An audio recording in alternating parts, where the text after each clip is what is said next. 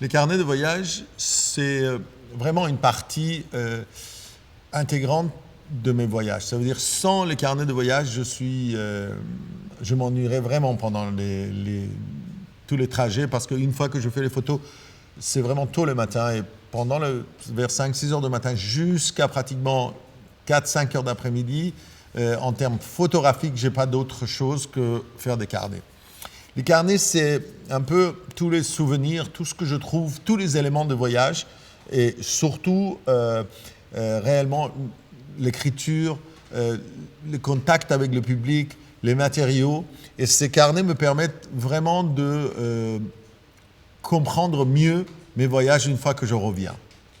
Et aussi, à partir de ces carnets, j'arrive vraiment à adapter mes tableaux, mes photos, même les vidéos que je fais, en repartant dans le carnet, en regardant les idées que j'avais dans ce carnet. Et j'avoue que c'est vraiment un plaisir immense de les regarder chaque fois, après chaque voyage, quand je regarde des carnets que j'ai fait il y a 30 ans, quand je vois l'ensemble des pages qui ont été envoyées par la poste et après je les remonte à Paris et que je regarde tout ce qui a été vécu, pour moi c'est un retour en arrière. Et aussi c'est vraiment agréable de les partager avec le public.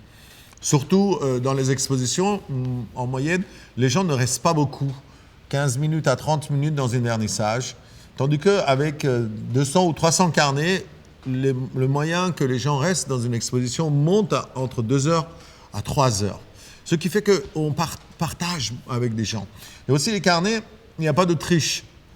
En réalité, dans les carnets sont faits vraiment avec sincérité, avec ce qu'on sent. Certains carnets, dont l'Iran, où je suis iranien, donc je retourne dans mon pays et je regarde, c'est vraiment avec de nostalgie, je vois quelques images de mes souvenirs à l'intérieur. Tous ces carnets seront exposés chaque année. Chaque année, il y a 25 de nouveaux qui arrivent.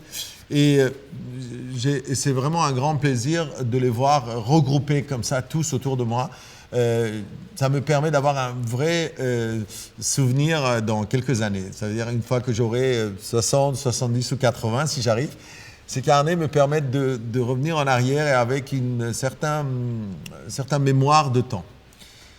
Les carnets de voyage ne sont pas à vendre et souvent les gens ils disent pourquoi. Et la raison est très simple, ces carnets sont là pour qu'on puisse apprécier les choses dehors d'aspect commercial et dehors d'aspect technique des choses.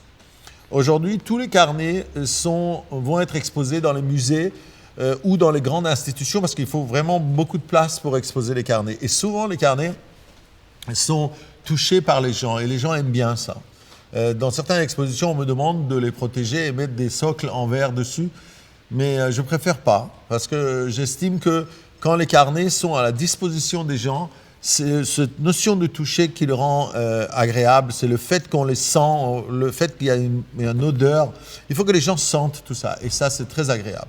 Et de plus en plus, mes carnets sont grands, de plus en plus, mes carnets ont pris du poids et de plus en plus, dans les pays où je vais, les carnets sont riches. L'Inde, surtout en Asie. Et par contre, tous les carnets qui sont faits en Europe et tous les carnets qui sont de la partie Amérique du Sud, ils n'ont pas le même aspect. En tout cas, j'espère pouvoir continuer à faire les carnets. J'espère que les gens puissent participer dedans. Et j'espère que, autant que moi, je prends du plaisir, les gens prennent du plaisir à regarder les carnets.